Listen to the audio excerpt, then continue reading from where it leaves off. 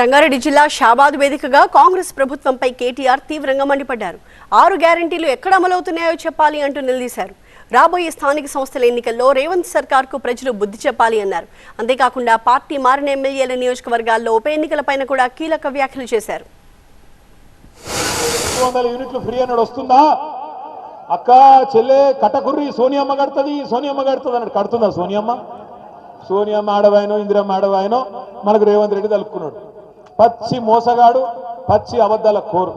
నిజంగా ఇవాళ రాష్ట్రం లెవెల్ మీదన్నా 420 చీటింగ్ కేసు పెట్టాలంటే మా ఆడబిడ్డలను కోరుతున్నా నేను.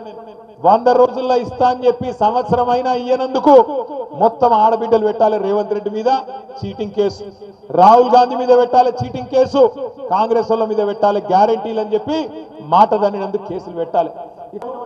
ఏం అభివృద్ధి చేసినావు ఈ సంవత్సరంలో? రైతు బంధు ఇచ్చినవా? లేకపోతే ఆడబిడ్డలకు నెలకు 2500 ఇచ్చినవా? తులం బంగారం ఇచ్చినవా? చదువుకునే పొలగాళ్ళకు స్కూటీలు ఇచ్చినవా? నువ్వు ఇచ్చిన మాట ఒక్కటే నిలబెట్టుకున్నావా?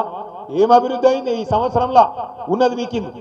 కాబట్టి నేను అంటున్నా, రేపు ఎలక్షన్ వస్తుంది. ఎలక్షన్ వచ్చినప్పుడు చేవెళ్ళ మాత్రమే కాదు, రాష్ట్రంలో 10 మంది ఎమ్మెల్యేలు ఎవరైతే పార్టీ మారినరో 2025 సంవత్సరంలోనే ఆ ఎలక్షన్ కూడా వస్తుంది. మీ చేవెళ్ళ ఉప ఎన్నిక కూడా వస్తుంది. బుద్ధి చెప్దామా కాంగ్రెస్ పార్టీకి? రైతు భరోసా వేయనందుకు, చెప్పిన మాట ప్రకారం 15,000 ఇయ్యనందుకు, వానకాలం రైతు బంధు ఎగ్గొట్టినందుకు, సంవత్సరం తర్వాత కూడా రైతులకు రూపాయి ఇయ్యనందుకు, రుణమాఫీ అని చెప్పి మోసం చేసినందుకు, 2,500 అని చెప్పి మోసం చేసినందుకు, 6 గ్యారెంటీలు ఎత్తగొట్టినందుకు మేము అడుగుతూనే ఉంటాం, ఎంటాడుతూనే ఉంటాం. రైతుల తరఫున, ఆడబిడ్డల తరఫున, పేద ముసలి వాళ్ళ తరఫున కొట్లాడుతూనే ఉంటాం.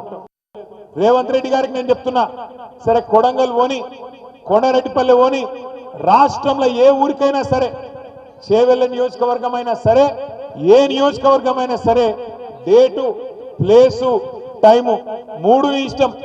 ఏ ఊరికంటే ఆ ఊరికి పోదాం. నువ్వు కాకపోతే నీ మంత్రులను పంపి ఏ ఊరికన్నా పోదాం.